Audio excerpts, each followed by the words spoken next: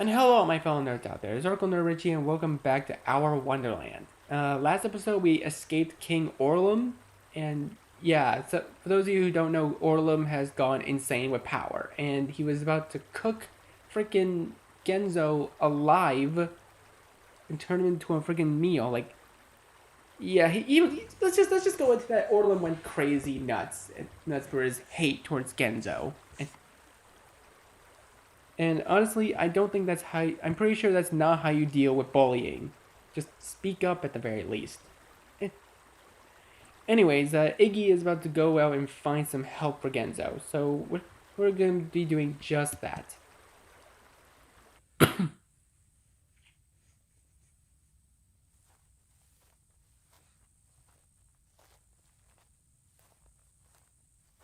I trudged further and further into the woods, following the creek, following the winding path through the trees,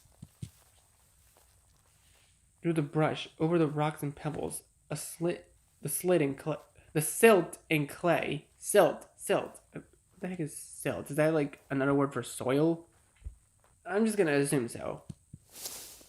I stumble and fall, press on, press forward, fast forward, rewind. If only I could rewind this. Rewind everything. Back to my apartment, safe and sound. Back to the barbecue, everyone alive and well. What is all this? Why is this happening? I can't feel my feet at this point. I can't feel much of anything at this point. Forward. Forward. Follow the sound of the water. Follow it to salvation. Follow it to judgment. The trees are thicker now, darker, the sun peeking in through the dappled patterns of the current. And the air feels cold, almost like I'm being watched.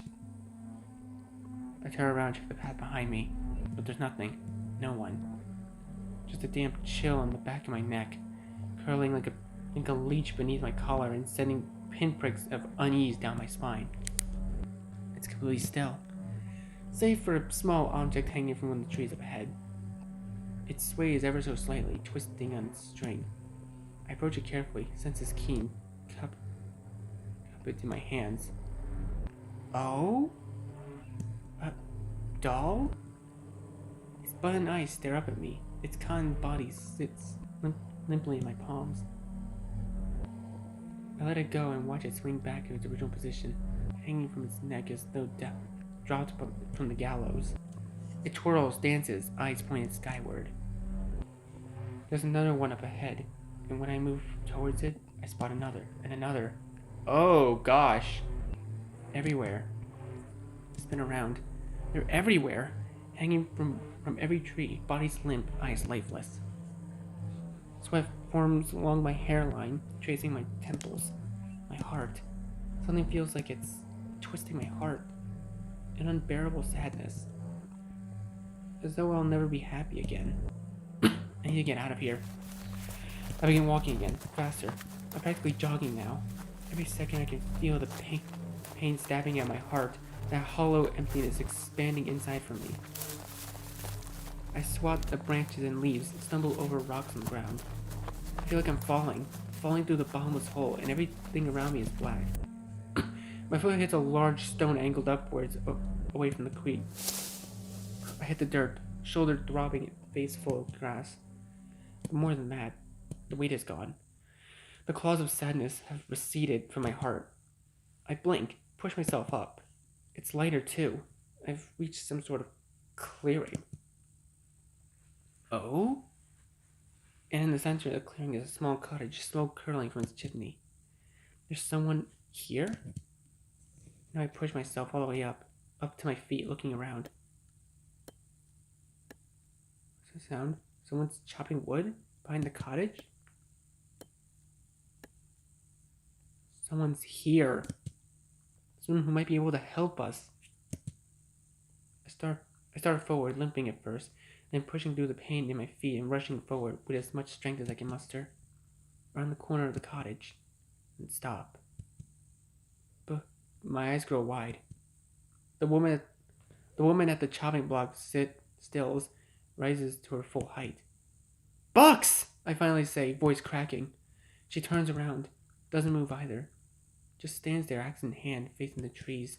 Bucks, it's me, Iggy! I take a step forward. I knew we'd find you here. I knew it all along. She turns. Her face is blank, indifferent. She doesn't even blink. I swallow the sentence I was about to say. Look from her, to the chopping block, to the cottage. Bucks, what are you doing here? My voice trembles. Did you open the door to Wonderland? A pause. Where's Sadie? Bucks. I didn't open the door, Iggy, Bucks says slowly, heavily. We all know adults like us can't open the door. Then a smile. Small at first, then growing to a delightful moon-shaped curve.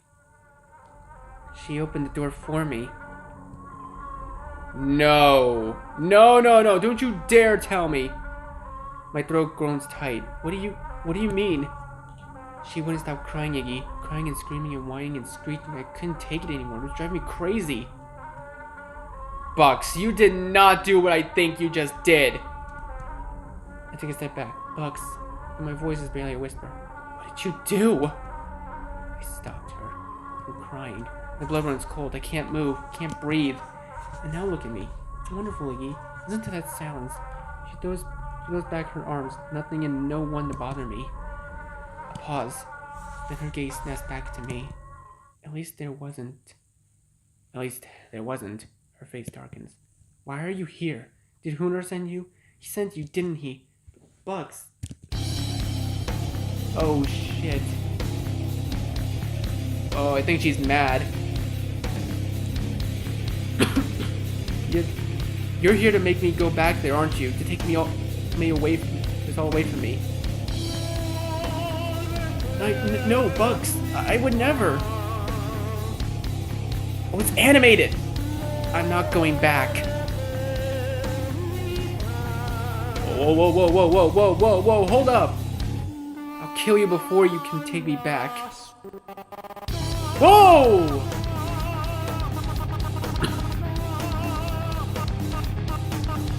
Oh shit.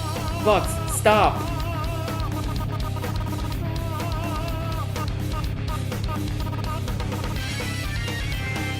Oh god, run. We gotta run. Please tell me I don't actually have to run. Like, I don't have to control anything? Okay. Oh, Jesus Christ! It hurts.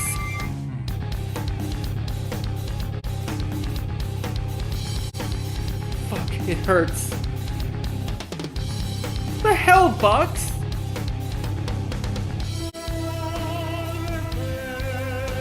Bucks, what the hell? Shit.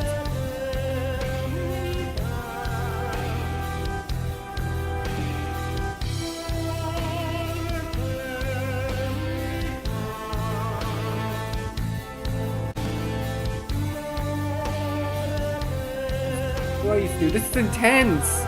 What are we gonna do? We're gonna jump?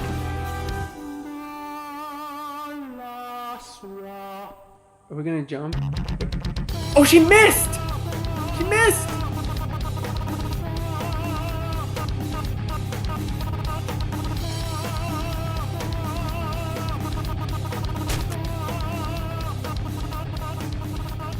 What just happened?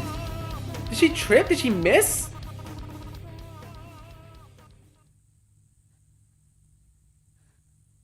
Yeah, I feel like I'm gonna have to blur a bit of this. Oh, Jesus. I lie there and breathe, looking up at the sky. Everything looks so gold. Iggy. My breath catches and I cough, hack, tremors running through my body. What do you want, Iggy? So gold. So fucking gold. What do you wish for more than anything else in the whole world?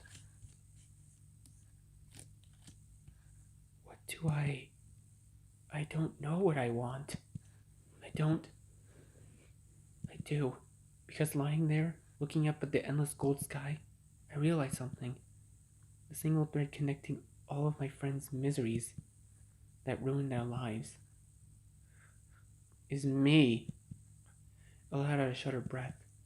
It's so obvious. All of it. I raised my hand, raised it towards the expanse of gold. I wish the tears have returned. They're flowing freely now, tracing cloudy rivers through the dirt and scratches on my cheek. I wish I never existed. Oh God, Iggy, hold up, dude.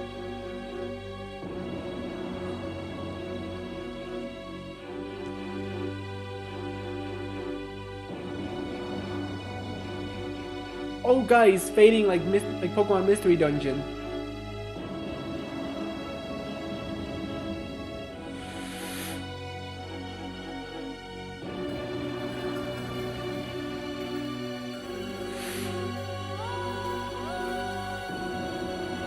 But wait, if Iggy never existed, then none of the memories would have happened. I mean, yeah, that's basically the whole point of it, but like,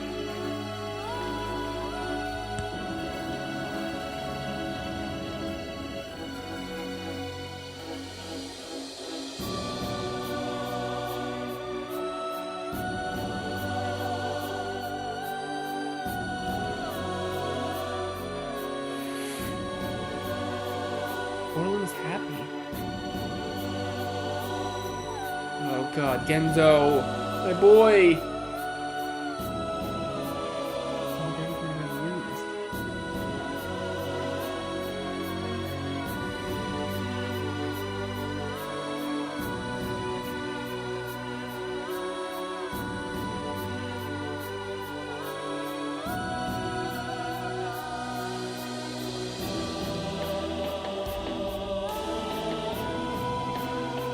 Jesus.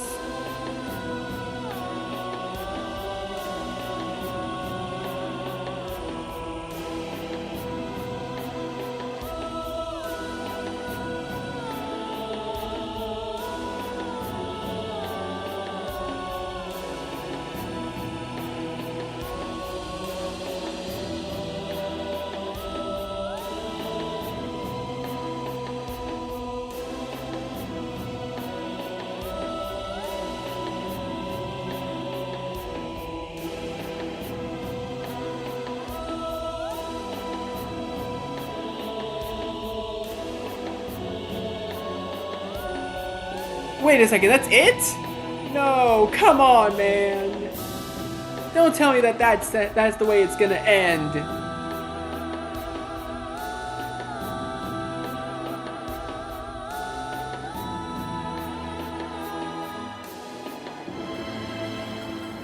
No way. That's how it ends? Oh, you're shitting me.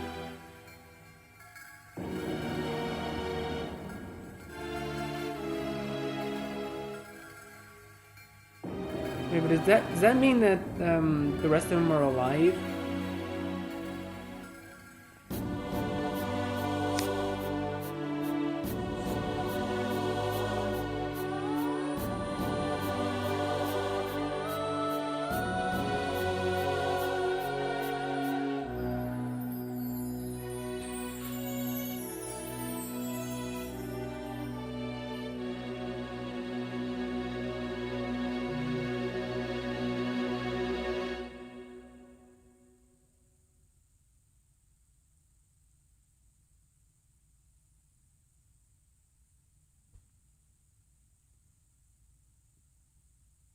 Dude, I honestly don't know how to feel about that ending. I don't know how to feel about that.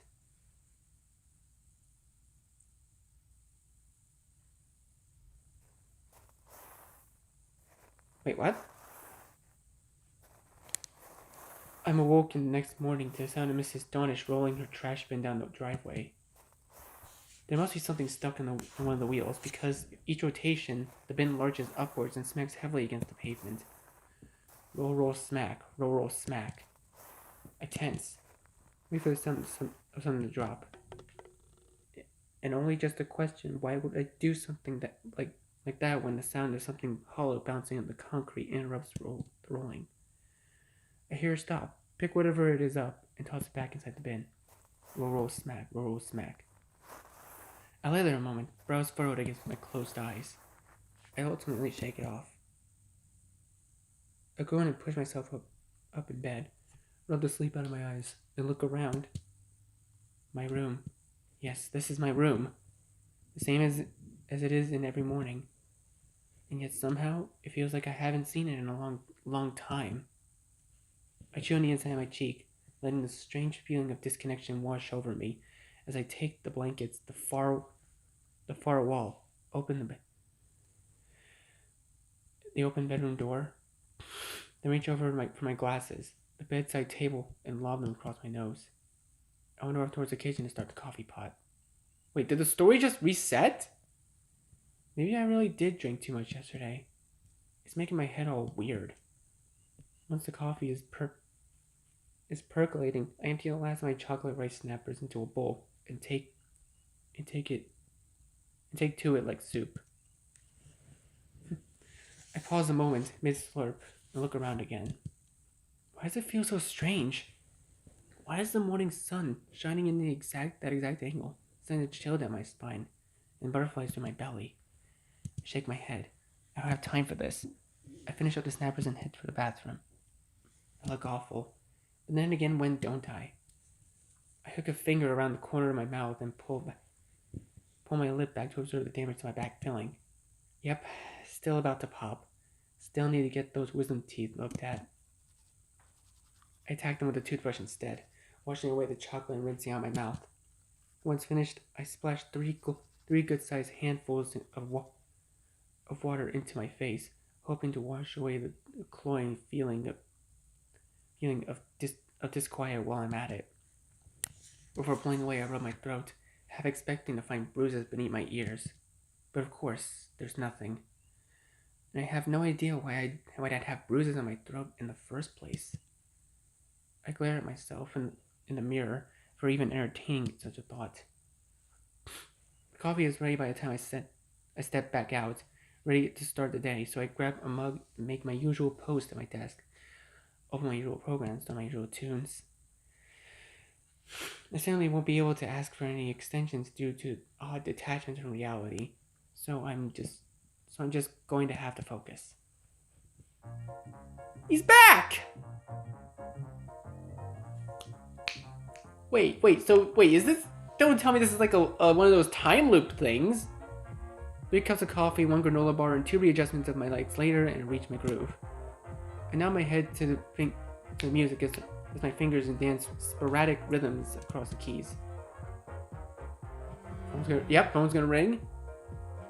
He's gonna knock his coffee over. It's Hooner. Oop. There it is, yep. I believe we've seen all this. Who knows what at this point. And falls off.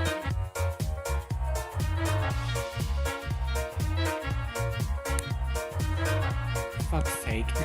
Hooner, why'd you have to... I stopped. How do I know it's Hoonar?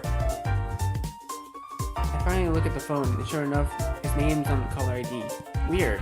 And weirder still, because I don't think he's ever called me before. Okay, it's the same thing. Hey, sorry, Mr. Call, what's up? Sobs, hurried snuffles, cough.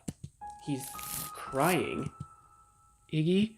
I pause in my carpet cleaning demonstrations. Hooner, what's wrong? Is it Bucks?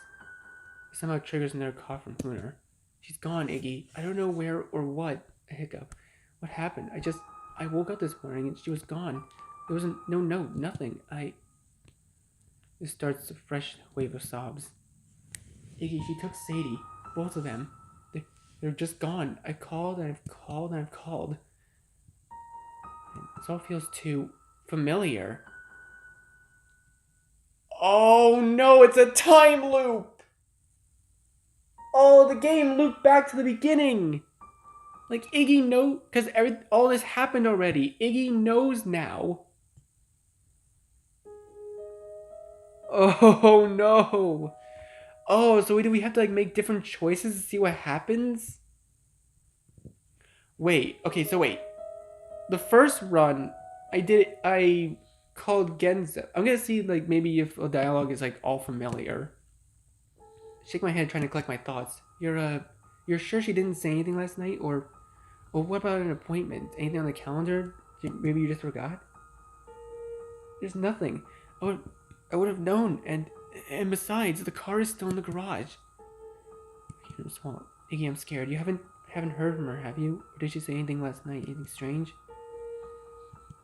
I haven't heard from her since last night. She seemed normal, I guess. I don't know. Nothing stood out to me. She wouldn't stop crying, Iggy. I spin around. That voice sounded so real. I've already reached out to everyone else. No one's heard from her. I hear Hooner sniff through the phone. It's been hours now. I don't know what to do. Her face, my eyes, trying to stay focused on Hooner. It's, Bugs, it's probably she just forgot to tell you about something. I'm sure there's a perfectly reasonable explanation for it. Another sniff. The line is quiet for a moment. A soft whisper. Yeah.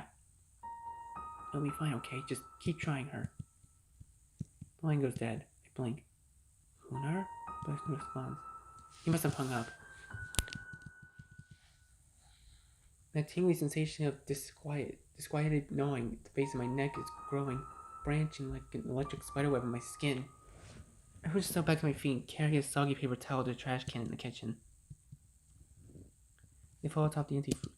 Okay, yeah, this is the same things. Do something? Do what? Maybe I can change things. Change what? I groan and bring my hands to my face, clutching my eyes. I'm about ready to give myself a good smack. My gaze falls on my phone. I should call someone. Yes, that sounds like a good idea. Call someone. See if I can figure out what the hell is going on. I snatched a small metal rectangle off the floor and slumped down in my work chair, bringing it up to my contacts. Call someone. Call who? It's not like I've got a lot of choices. Call Genzo. Wait, call Genzo? Oh, wait, but didn't the beginning of the game give us 3 choices back then? Yeah, it gave us 3 choices back then, not just 1. I scrolled down Genzo's name on the list. He seemed to save his bet, I guess? I'm still not sure why I need to call him or anyone, to be honest. If we're going out of my way to force myself into social interaction, it might as well be with someone who doesn't care how awkward I am. I press the call button. The phone rings. Rings again. When it rings a 3rd time, I've just about given up. Until the rings cut off mid-blip and somewhat out of breath, Genzo belts out loudly at the receiver. Iggy! I wince and pull the phone away from my ear. Oh damn, Iggs, is there blood raining from the sky? Are the mountains trembling? The moon must be about to fall if you're calling me. Very funny, I roll my eyes. So what's up? What do you need? Your best pal in the universe for this fine morn. Did you... Only suddenly, I heard rustling on the phone, followed by Genzo's muffled voice shouting at someone. I said, in the back room. You think I can't hear you over there? And closer back to the receiver. Jesus. Everything alright over there?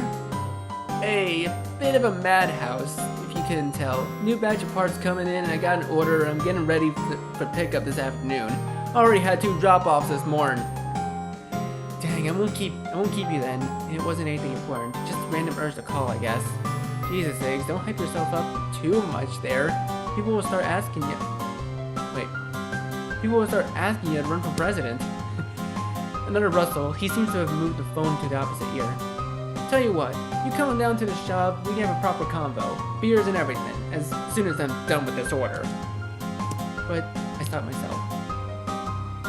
Swallow the usual excuse I give whenever someone asks me to do anything. I close my eyes for a moment and take a breath. You know what? Sure, I'll be over there in a bit. Hot diggity damn! I hear over the receiver words.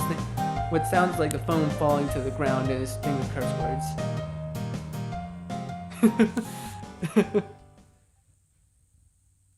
Arc 2. Wait. Arc? Arc 2? Wait, what? No, wait. So each arc is a time loop. Oh, that's gonna be so interesting. I guess there's more to this game than I thought. Genzo's shop is over the downtown area, a good 15 minutes walk from Brookside. Then again, most places are a good 15 minutes walk from Brookside. Either that, or I just have a really bad sense of time. Oh! A little bell above the door rings as I step inside, where I'm quickly met with a scent of grease, and metal, and what smells faintly like damp wood chips. Genzo's head pops up from behind the far counter, so fast he hits his skull on the overhead shelves. God fucking... He grimaces and pushes himself to his feet, one hand at the back of his head. That was graceful, I say with a laugh. Oh, eggs! His normal smile returns. That was quicker than I expected. One hand up to trace the side of the counter, he tools around to the front and immediately shoots his arms out. Put her there! Guess I figured I should come over before I talk myself out of it. Hey, look at my boy! He's alive! I lean forward towards his shoulder and he brings his arms around my middle in a hug that crushes me against his belly. Hey, acceptance is the first step towards recovery. Am I right or am I right? He laughs and gives me a final squeeze. Then I pull back. Some of the grease smudges on his cheeks and neck relocate themselves into my clothes. I glance around, checking out the displays of newly repaired bikes, waiting for their new homes, like dogs at the animal shelter. A lot of work today then, huh? Tell me about it.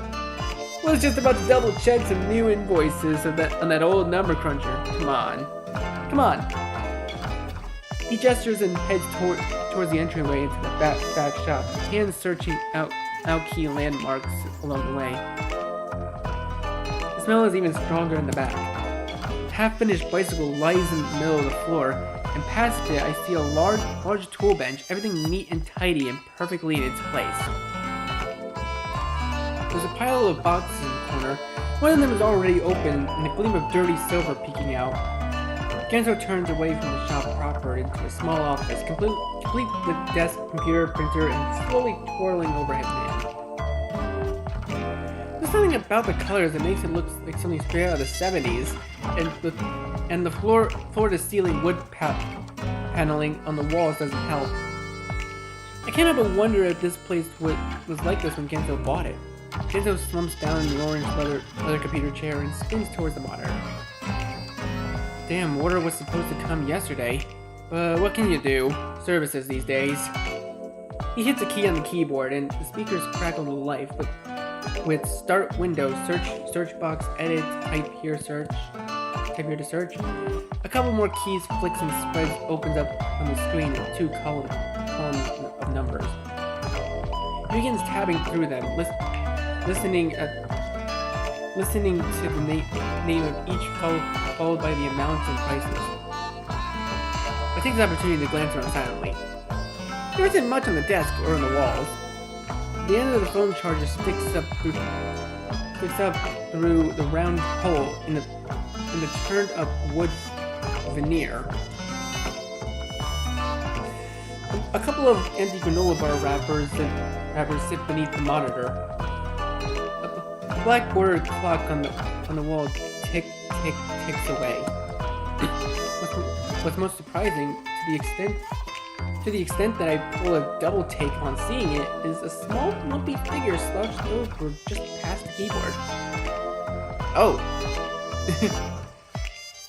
It's been hacked together from green and blue swatches of fabric and filled with beams, giving it a enormously oblong shape, and its eyes have been fashioned from 2 black buttons. Checkers and Oswald. God damn, if that doesn't take me back. Hey! We've made them in home EC class in junior high. The unit where everyone had to practice sewing and all the guys got really immature about it and made random things from our fabric rather than recommended pillow or tote bag. And Genzo and I had made Checkers and Oswald. Two partners in crime off on missions most perilous. We both gotten C's in that unit. That's pretty good. I can barely keep the chuckle from my lips as I think back. I'd given checkers to Genzo afterwards, and he'd given me Oswald. Where had he gone? I frowned. Now I can't remember. At my folks' house still, maybe. Or sold at a garage sale. I cringe. Now I feel guilty. Sudden crack jerks me out of my thoughts. I turn to see Genzo slapping the keys down against the desk. God damn this thing. I look at the screen. The speakers have gone quiet. And the cursor seems to be frozen in place. Oh, I know that feeling. Look at this. Can't even open a goddamn spreadsheet for crying out loud. Piece of junk. Nurse slapped at the keyboard. He frowns. Whatever. You should have it emailed too. Wait, check this out. You're gonna love this. Technology is great. He yanks the phone out of his pocket and brings it below his chin. Hey Dougal, read my mail. Dougal? Or Dougal? A sprightly male British voice springs forth from the speaker. No problem. You have two emails. First email, Wall Blue Pharmacy reminder. Your prescription number 92871 for bupropion HCI 150 milligrams. Stop reading! User jabs the power button and on his phone until the voice stops. Do I want to know what that prescription is? He laughs and bites down on his lip. Bupropion? I raise a brow. Isn't that an anti-debt? Then I realize what I'm saying and let my words die on my lips. Genzo grins sheepishly and turns his head away. I think I know where this is going. He runs a hand through his hair beneath his cap. Hey, I mean, you know what it is. Sometimes the nights get kinda long. I press my lips together, suddenly very happy that Genzo can't see the look on my face, nor the stone tumbling around in my gut. Anyway, what the fuck were we just sitting around here for? Come on, there's a half-finished velocipede out there that needs a little TLC from yours truly before the proud parents come back this afternoon. Lend me a hand? Sure, no problem. I take a step back as Genzo maneuvers around the desk and back to the door of the shop. He pauses only momentarily to slap the top frame of the door on his way out. It's been a long time since I've watched Genzo work. It's still as impressive now as it was back then. Ooh! His hands barely need to touch the frame before his fingers find what they're looking for, and it's a twist here, a tug there. All the parts he needs laid out in a circle and stuff around the little stool, ready to be changed out, popped into place, dents hammered out, spokes unbent, broken chains replaced. Every tool he needs is in its customary place on his apron, ready to be slipped out at a moment's notice, held fast between his lips as he frowns at something beneath his fingers. He has me hold one of the wheels frame to keep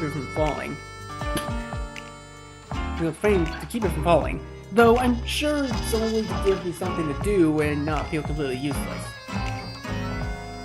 Then he sends me to the new box of parts to find what he's called a derailleur, of which I'm only able to find after he tells me to look for the mechanical seahorse. Once the new chain was back on, it's time for the front wheels, so then it's my job to hold it again. Despite the bike stand sitting right next to us and seemingly framed for the exact purpose, nothing like the human torch. Nothing like the human touch. I almost said human torch. Genzo assures me and gives my knee a motivating pat through the frame. By this point, both of our faces and hands were streaked with grease. Genzo's from actually getting up close and personal with the feisty two-wheeler. Mine because I forget about the grease in my hand and give my face a big old wipe to assuage the tingling itch on my nose. The wheel goes on easily and the chain connected. A few pumps of air and the tree lands the final touch. And the tires lands the final touch. Then the bike is good to go, standing tall and proud. Genzo takes a rag to the view, wiping away any potential grease stains that may have been left behind. Take her for a test spin? He stands up, turning the rag to his own hands. Can't really do the honors myself. I look down at the bike and then up at Genzo. I haven't stepped a foot on a bike in years. Not sure that's such a good idea. I mean, sure, okay. Oh gosh, this is probably gonna change the story in some way. Okay, I'm going to save. So wait, this is arc 2. I really wanted to talk more about this because like it became a time loop. Like, so that means if Iggy never existed, that means that no one ever died. But then none of them would all of them wouldn't be friends, I guess. I don't know.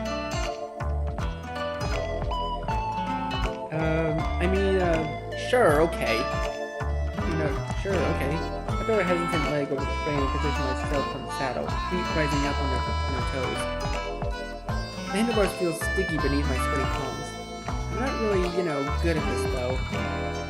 I wobble forward, wheels spinning first left, then right, and back to left. I feel like tipping, but I can't do anything about it. The helpless, oh no! The two of us go down. Genzo just laughs and let out a groan. Slow down there, Lance. I'll need to fix it again at this rate. I'm not sure I'm the best partner to have in the shop. I pull myself back to my feet and lug the bike back with me. Nah, you're great. Wouldn't change a thing about you. There's something about those words that gives me pause. I feel tendrils of heat lap on my cheeks. But it's a comforting feeling rather than an awkward one. The kind that loosens the muscles in my shoulders and untwists my bowels. Homie. Anyway, what do we do now? You said they were gonna pick it up later. Yeah, sometime this afternoon. He palms his phone. Hey Dougal, what time is it? It is 2:34 p.m. We probably got some time then. Help me lug this thing in front and we can kick things back with some beers. I wheel the bike into the front shop area as Genzo cleans up leftover parts and scraps. Newly restored frame gleams next to its siblings beneath the fluorescent light. Back here, Eggs! Genzo calls as they start back, and I see him scrounging around in a small fridge at the back of the shop. He pulls out 2 beers out from the bottom shelf. Convenient, I amuse myself to approach. Isn't it though? Genzo laughs. It's great being your own boss sometimes. He reaches towards the wall and feels for a nearby handle, tugging open the door to the back patio. Ooh! The sun in the sky by this point. The sun is high in the sky by this point, but our little area is shaded. Looking out across the small wooded area behind the development. Genzo kicks his foot out to locate the lawn chair. It's clearly seen its fair share of use before, sinking down into it with a sigh. He gestures towards the other side of the door. There should be another one over there. I find it as promised, folded up against the wall, and carry it over to join him. Genzo pops open his beer and takes a sip, collapses his legs in front of himself. I follow suit. There's a wonderful little breeze whistling through the trees and playing with my curls. For just a second, I'm back in grade school with Genzo, and I have just come back from an expedition in the woods, feasting on our well-earned spoils of orange soda and ice pops. Genzo scrounges around in his pockets before pulling out a pack of cigarettes. He brings one to his lips, lights it with a flick of his lighter, then sits back and takes a long, slow drag before blowing a steam of smoke in the air. So, when are you and Gidge getting together, huh? Wait. He asks out of the blue. The question catches me off guard and I nearly choke on my beer. What? Genzo just shrugs and laughs, the cigarette bouncing between his lips. I always figured it was inevitably myself, just didn't know. It was inevitably myself, just didn't know when. I mean, I run a hand through my hair, nails scratching my scalp. I've never really thought about it. Never? Genzo raises a brow. I don't know, maybe? But I don't know. My knee is bouncing like a jackhammer. Genzo is quiet, head pointed lazily to skyward. He takes a sip from his beer and taps the ash off the end of his cigarette. Didn't know it was such a touchy subject, he finally says with a grin. It's not. I don't think about that type of stuff often. Genzo turns towards me. I can practically see him blinking in amused interest beneath his sunglasses. You're a bit of an odd duck, you know that, Eggs? Oh, and you're a portrait of normalcy, I crack. Ha! He elicits a laugh. I suppose you've gotten a point there. He slaps his stomach. At least I got this big old belly of mine to keep me company into my ripe old age. It's the only thing that I can put up with my quirks. I frown. My mind goes back to the night prior, to what Orland said and what Genzo had seemed pretty adamant on avoiding. I rubbed the mouth of my beer across my lips, absent-mindedly, watching him for a few moments. You know, I finally say, letting the sound stretch just a few more moments. You can always tell me anything, right? If you want to, of course. Genzo is quiet. His head is pointed off towards the trees now. He's got a cigarette perched on the end of his lips. Up, down, up, down. He wiggles it back and forth. He finally grabs it between his fingers, cocking it out in an angle that as he blows a plume of smoke. I'll tell you. I'll tell you once you've gotten hitched and you've paused about 2.5 kids in a white picket fence to corral them. How about that? Then we'll be able to have ourselves a good laugh about it. I don't say anything. Hear me out, he continues. You get yourself good and famous. You know, churn out hit games, and you get yourself a big old apartment in New York City with 5-6 lovely ladies at your beck and call. Whichever comes first. Those are some pretty high demands. Hey, I expect a lot out of you. What can I say? Clearly. The silence returns, and we sit there, sipping on our beers and taking in the breeze, listening to the birds somewhere up in the trees. Hey, that rhymed! It's nice. Like, equivalent to being at home by myself nice. Not sapping me of energy nice. Not demanding or expecting anything of me nice. Just feeling at ease. Genzo reaches over and feels for my shoulder, gives it a squeeze. Hey, thanks for coming over, you know. I return the squeeze with a squeeze of my own, wrapping my fingers around his knuckles. I hold it for perhaps a moment too long. Of course. Oh, so that's nice. I get back to my apartment a bit before dinner time. And despite the fatigue tugging at my mental muscles, somehow I feel, I don't know, lighter? My head a bit clearer.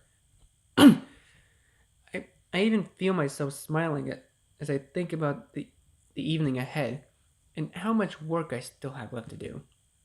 I order myself a beer and broccoli from a little Chinese place a few blocks over to assuage the hunger growing in my belly, then set myself to work. I need to focus, get a few solid hours in before bed. I still catch on relatively easily so long as I don't slack. I just need to find my groove. I make it to around 11 before I find myself making errors I definitely shouldn't be making, which means it's time to call it quits for the day. So I retreat to my bed and get a good 30 minutes of reading before my eyes start drooping and my head stops comprehending the words on the page. Time to sleep. I don't think about Huna or Bucks again until I turn off my bedside lamp.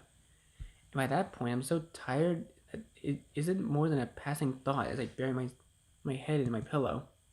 I'm sure it's fine. I'll call tomorrow. I dreamed that night. I'm in the woods and someone's calling me. I chase after the voice in the darkness, but every time I think I'm getting close, it comes from a different location. Iggy. Or no, faster. Okay, this is the same dialogue we had before. Come find me, Iggy. I run. Run till I reach some sort of clearing. Oh? Where is this place? There's a giant gate at the far end. Though I'm not even sure if gate is the right word. More like a barrier built from warped, knotted trees. There's a lock on it. A giant keyhole carved from dark wood. And as I let my fingers trace the rounded curves, the voice returns. Open it. Open it? Open it how? I glance down and find I'm holding a doll. Its butt and eyes stare up at me vacantly, its long hair falling between my fingers. I look back at the lock. Only it's no longer a lock. It's a heart. Beating. I try to take a step back. But something grabbed my hand. A tiny set of fingers. I'm too scared to look. But I have to. I have to know. I start to turn my head. Oh no! Wait for a voice to whisper right next to my ear. Please kill me, Iggy. I gasp and sit up. Only now I'm back in my bed, the sun reflecting off the window straight into my eyes. I groan, my heart still thudding away inside my chest. I wait a few moments for my sense of reality to return before shaking my head and climbing out of bed. It's late, far later than I usually wake up. I remember Hooner. Water bubbles up in my diaphragm. I should call. December was the last one of my reasons. Because the voicemail of the fifth ring. Damn. Okay, it's the same dialogue that we saw before. I'll try again later for now it's back to work.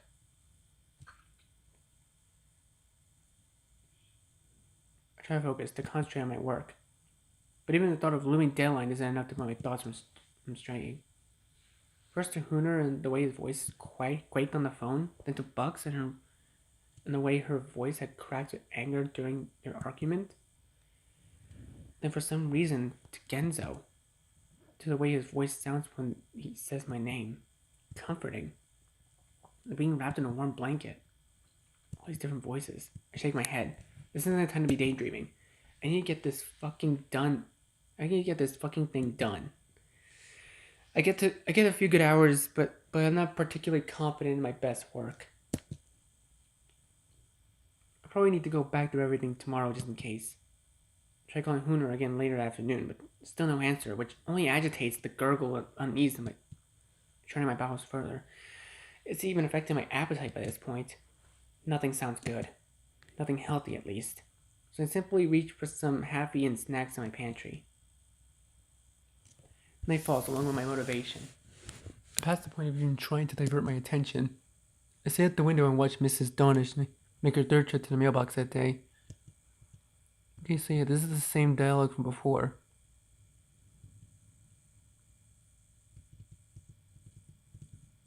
Standing all like insomniac. And at some point, my gaze falls.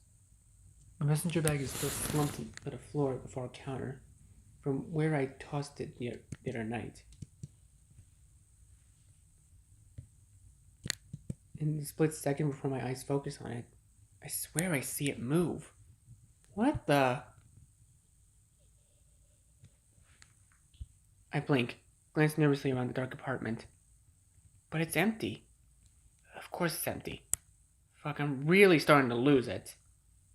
I need to get out, get some fresh air, clear my head. I push myself up out of the chair and here with a little wobble and grab my keys. Then step outside. The breeze feels refreshing on my cheeks. When I take a deep breath, it curls up in my lungs like a giant whip of menthol. Maybe I've just been cooped up for too long.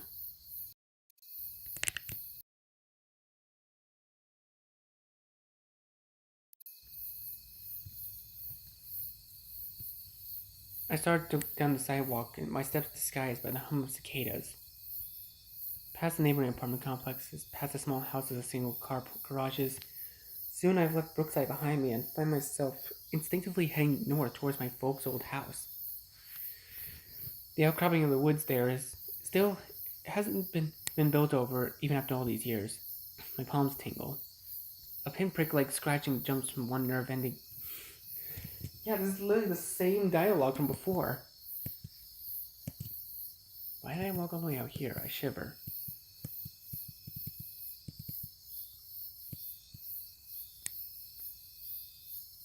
It was late and dark. One hand up to trace the bark of the nearest tree. What am I doing?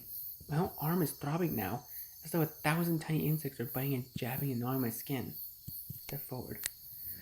A branch snaps more than a few feet away. Harley said, turn. I put my arms in a squawk. Who's there? Cripes in a handbag. About scared the bejesus out of me. Wait, Iggs, is that you? Hey! It's Genzo. Just Genzo. Rapid hand rate of heart. My heart begins to recede. Somehow an orange tint of his head in the darkness feels incredibly comforting all of a sudden. He just always came to find me, then gives me a couple of crisp whaps on the ass to usher me closer. Damn, Eggs, I've seen more of you these last few days than I have in the last year. I almost think you were stalking me, except I know you. Well, you. Did being in my presence suddenly spark a deep, unyielding need for an inappropriately timed drollery? You wish. What are you doing out here? Could ask you the same thing. I scratch the back of my neck, shuffle my feet. I mean, just taking a walk. Same. Couldn't sleep? Nah. We grew quiet. A strange chill begins creeping up my spine. I wonder if Genzo had the same urge to get out of the house as I did. So, yeah, you were, going there, were you? I guess, I wasn't really thinking about it. Me neither. You don't think, I don't know, guess we won't know if we don't check. Yeah. Let's go then. Lead the way.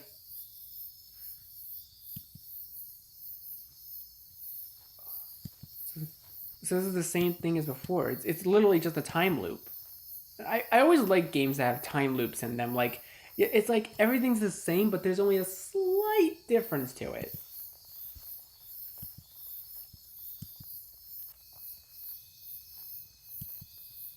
His mere presence dulls my sharp bite of anxiety gnawing my insides. I reach forward, seeking out the bark of the next tree. Only this time, my fingers touch the jagged edges. It sends a spark all the way up my arm. I stop. Genzo's cane whaps against my ankles, and he stops too. We're here? Yeah. Beneath the tree in an old forest. Its base is like a giant boulder choked with winding roots.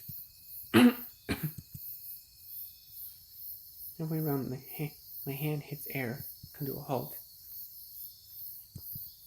It's open. Jesus. My whole body is cracking with energy now. Even the breeze seems to have shifted, everything moving forwards to the whole side of the tree. When was the last time? I don't remember. Scratch my arm. Something feels wrong. Too wrong. And there's a strange sense of familiarity to all of this. He remembers. Well, kind of remembers. Almost as though I've stood in this exact spot. Had the same conversation. And the outcome had been less than desirable. My stomach gurgles. I glance over at Genzo. Are you getting the weirdest sense of deja vu, or is it just me? What do you mean? I mean, like we did this before. The two of us. I think I'd remember if we'd taken a romantic midnight stroll in the woods before Eggs. I roll my eyes. Whatever, it's probably nothing. This whole situation is just weirding me out. I expect another smart retort from Genzo. Something about how normal life is enough to weird me out, but there's nothing. When I glanced over, he's just standing there, face grim, jaw tight. You okay? What? Oh yeah, just felt real hot all of a sudden. Must be going through menopause. I cock a brow, but I turn back towards the hole the same. What do you think then? Should we go in? Somehow I feel like we don't have much choice. I'm being a squat amongst the weeds. There's a scent again, soft, sweet, like a tempting aroma of a candy store. It curls up inside my nostrils. I grab the rounded edge and peek inside. We're sure it's just not some possum hole? Wouldn't that be Hiller? Genzo from behind us can't yell at him. I hit my head as I look back and whack my forehead at the top of the edge to lose my balance. I land with a bruise-inducing thud on my shins, and then a string of 4-letter words.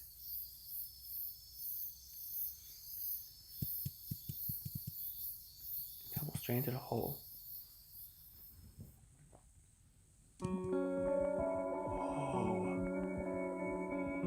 Falling. It's the same thing. It's not like it feels like it's true. But there's a strange sense of familiarity in the darkness too. Almost as though it's welcoming me back. I reach out, almost expecting something to grab my hand, but there's nothing. Nothing and no one. And all at once I feel incredibly alone. Iggy. I look around. Where's that coming from? It feels like it's coming from everywhere and nowhere at all. What do you want, Iggy? What do I want? What kind of a question is that? What do you wish for more than anything else in the whole world? I don't know. Come on, my life. Bucks and Uner, Gidget and Orlum, Genzo. I clench my eyes shut tighter. My heart feels confused, like it wants something, but it doesn't even know what. And somehow the thought is so terrifying that it would rather just not want it at all. I don't know. I don't know what I want. My fingers are starting to tingle. First tiny nibbles of numbness, then building into incessant zaps of electricity. Up, my arms they go, growing and growing into my chest and my stomach, shooting down on my legs. So loud I can't hear, I can't think. And my mind goes blank.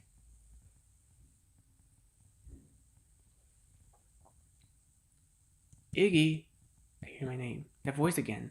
The one that wraps around me like a warm blanket. Iggy! Is it morning? I don't remember going to sleep. In fact, I don't remember much at all. But I don't mind. As long as that voice keeps saying my name. My lips curl into a smile as I try to turn over and drift back into nothingness. Just 5 more minutes. For fuck's sake, Iggs, you're gonna get yourself buried in there. My eyes snap open. Plushies! Oh, we're back at the beginning! This isn't my bed. In fact, this isn't even my room. These aren't my stuffed animals. My hundreds of thousands of stuffed animals, the pile of them makes overtake a very high hole in the roof. I stare up the hole now, blinking in silence. So an orange cat's head overtakes my view. Good morning, Starshine. The Earth says hello. Good old reference. Isn't that a Charlie and the Chocolate Factory reference? Good morning, Starshine. The Earth says hello. Good morning, Starshine. The Earth says hello. Genzo, we fell through the hole. Very good, Iggy. We did fall through a hole. Genzo yanks me up my wrist, extracting me from the pile of animals. It takes every ounce of concentration not to fall straight back to the floor. And now we're at the bottom of the hole because that's what happens when you fall down a hole. I pat my head, my cheeks, my waist, the sides of my legs. Do we really? My gaze wanders to the rest of the room. Somehow, just like I remembered it.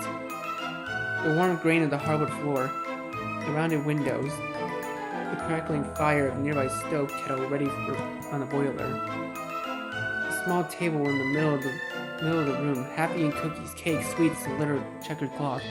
This is some grade A fucked up shit, is what it is. But hey, what else is new? Am I right or am I right?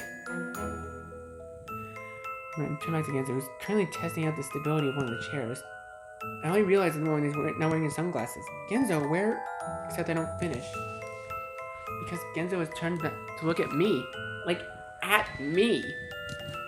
His dark brown eyes dilating just slightly to focus as his focus shifts. I step back so quickly and knock my head against the cover behind me. Fuck, Genzo, you... I rubbed the back of my head with a wince. Yeah. You mean you can actually... You can... What do you want me to do? I wasn't gonna lie. I know at the top, my top lip can't stop starting. The weirdest feeling is curling up around my heart. A mixture of guilt and something else. Worry? Embarrassment? Genzo scowls and jerks his head away. What am I, a new exhibit at the Louvre? Cut that out already. He adjusts his cap in obvious discomfort. Besides, it's not like this is permanent. Yeah, but still. You mean you're not even at all? Oh yeah, I had an obligatory teary-eyed moment. Cradled you in my arms as I wept like a fucking baby. Somebody even started playing I Can See Clearly Now. Loudly. On a recorder. Straight into my ear. Fuck that, I'm not gonna let myself get separated from reality. I'm sure as hell not staying down here any longer than we need to. This is wrong. We're not supposed to be here. I finally pull my gaze away, attention returning to our quaint surroundings, and nostalgic smell of spice curling up inside my nasal cavity. I bring a hand up to my hair, trying to calm the errant curls. I suddenly feeling very self-conscious about how I look.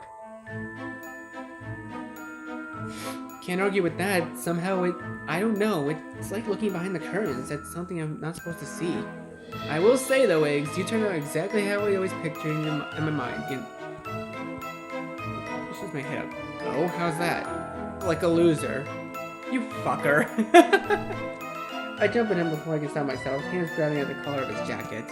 He laughs. Then just as quickly as I come rushing over, he throws me down and pins me to the floor. My head ringing from the impact. Damn, I haven't been able to do that in a while. Genzo grins goes from ear to ear. I push fruitlessly against his shoulders.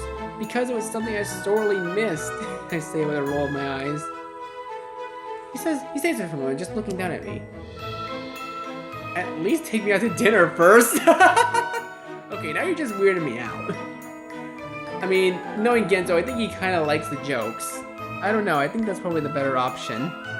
But anyways, I've been recording for an hour now. I think I'm gonna leave this episode here. I know, awkward place to leave it off again. But anyways, thank you guys so much for watching this video. Please leave a like, comment what you think, share it with your friends, and be sure to subscribe and click the bell so you don't miss a single notification. I'll see all of you in the next video. Goodbye. You say you wanna try, but you never do. Sugar, there's a